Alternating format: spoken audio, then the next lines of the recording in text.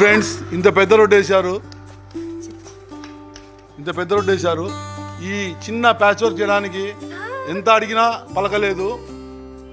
కనీసం ఒక రిపోర్టర్ అయి ఉండి బాబు కొంచెం మా వీధికి ఈ ప్యాచ్ వర్క్ చేయండి అంటే చేయకపోగా ఇలా వదిలివేయడంతో అడిగి అధికారులను విసిగివేసారిన ఒక సిటీ కేబుల్ రిపోర్టర్ ఇలా కష్టపడి మట్టి తెచ్చి పోసి ఇలా చేస్తున్నాడు.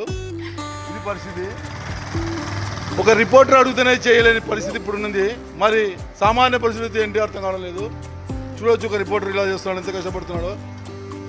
తనకు చేత కాకపోయినా చేయలేకపోయినా కష్టపడి సమాజం కోసం సమాజ శ్రమ కోసం ఇలా చేస్తాడు. చూసి మీరు ఇక్కడ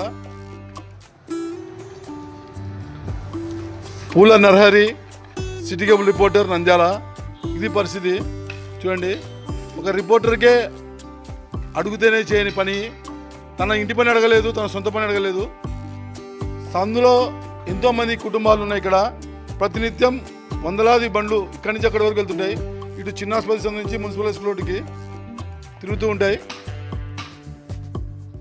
మరి వీరందరికీ ఈ ఒకవైపు కాలువను చూడండి, కొద్దిగా అదుపు తప్పితే కాలువలో పడతారు. ఈ కాలువ ఇంత పెద్ద కాలువ చూడండి ఇక్కడ. ఇది పరిస్థితి. ఇప్పటికే చాలామంది కాలువలో పడ్డారు. ఇది పరిస్థితి. ఈ వీధి గుండా ప్రతినిత్యం కొందరు ప్రజాప్రతినిధులు కూడా వెళ్తుంటారు, ప్రజాప్రతినిధులు. కానీ ఎవరు పడలేదు. ఈ వీధిలోనే 2 ప్రజాప్రతినిధులు ఉన్నారు, కానీ ఎవరు దీని గురించి ఆలోచించలేదు. మన మిత్రుడు కష్టపడి ఇలా చేస్తున్నాడు, టికెట్లో చేస్తున్నాడు హరిబాబు.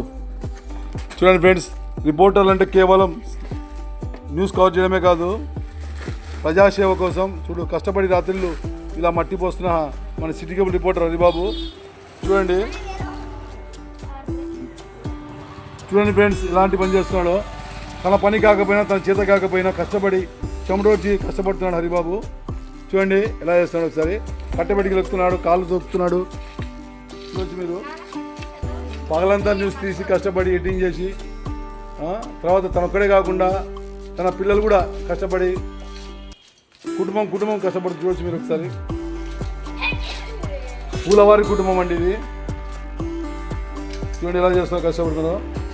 నరహరి రిపోర్టర్ మరియు కూతురు హేమ అండ్ సాయం పేరు చేతన్, ముగ్గురు కష్టపడి చూడండి.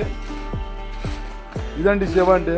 రూపాయి ఆశించకుండా ఇంట్లో కష్టపడి మట్టి తెచ్చిపోతున్నాడు. ఇంట్లో మట్టి అంతా చూడండి ఫ్రెండ్స్, ఎంత కష్టపడి మట్టి కొనుక్కొచ్చి ఇంట్లోంచి మోసుకొచ్చాడు ఇంటికాడ పెట్టుకొని.